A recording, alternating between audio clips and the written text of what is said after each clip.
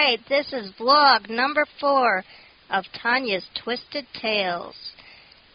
This episode will focus on childhood heroes. Most kids grow up and they're never able to meet their heroes. If they do, that person usually does not live up to that hero status. I was not a lot of kids. Hospitalizations, surgeries, ventilators, oxygen, and medication was just part of my life. It kept me from doing many things that most children take for granted. My dad always listened to the Brewers on the radio.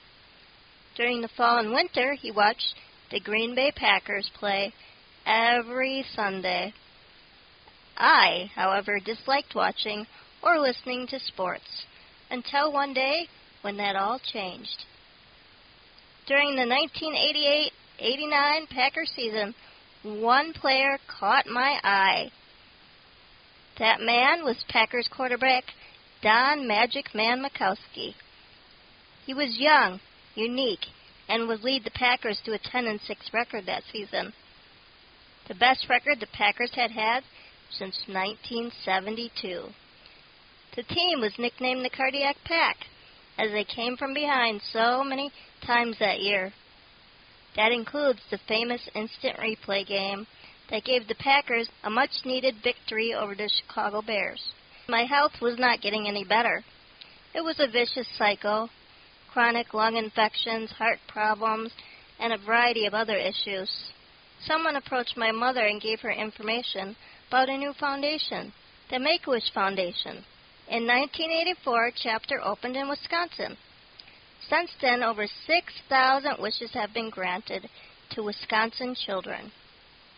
When I had my wish, in order to qualify, your diagnosis had to be downright grim.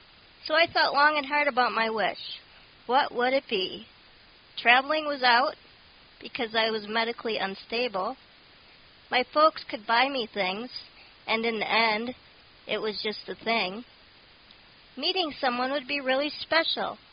Why not a guy that's transformed my bedroom from teddy bears and unicorns to Packer posters and memorabilia? One spring, shortly after my 10th birthday, the Pro Bowl quarterback parked in my driveway. It was a school night, and when I came home, the house was a small circus. A chef was hired to make us dinner. Sports Illustrated was there, and my nurse, Chris. My parents and brothers got to meet with Majik before the Make-A-Wish Foundation took them out to a fancy dinner. Meanwhile, Majik and I met in my living room. I was a tiny kid, about 30 pounds, at 10 years old, and he towered over me. That didn't really bother me, though. We ate chicken dinner, made fresh in the family kitchen. He checked my scrapbook and met the family dog.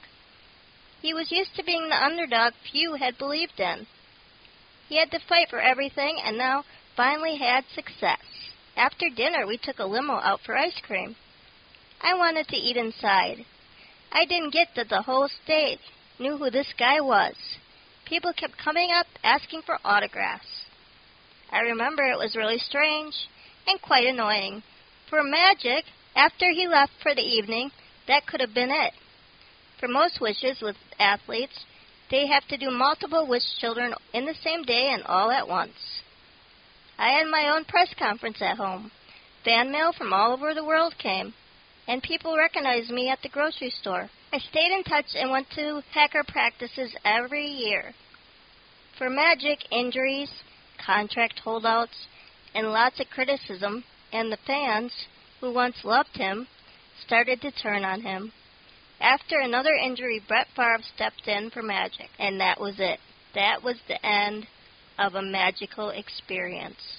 During those last 3 years he was with the Packers, I was able to attend private Packer practices, meet other players and coaches, and go to the empty Lambeau Field to watch a poster being made.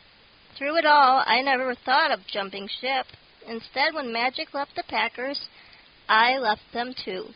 During the Majik years, my health finally started to stabilize.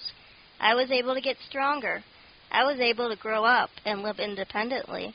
In 2005, I was invited to see Majik inducted into the Packers Hall of Fame.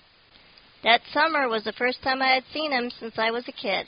I think doing my Make-A-Wish and meeting Majik made me have something really special to look forward to.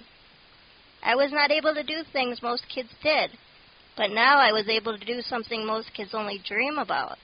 It gave me the appreciation to be a role model and go out of my way for children. Every adult can really connect with a child and give them a good foundation. In a world with so much chaos, busyness, and both parents working, it's easy to get overwhelmed. If you can connect with a child and just listen and make them feel special, like Majik did, you may have done something better than winning any championship in the world. So I hope you enjoyed vlog number 4 on heroes.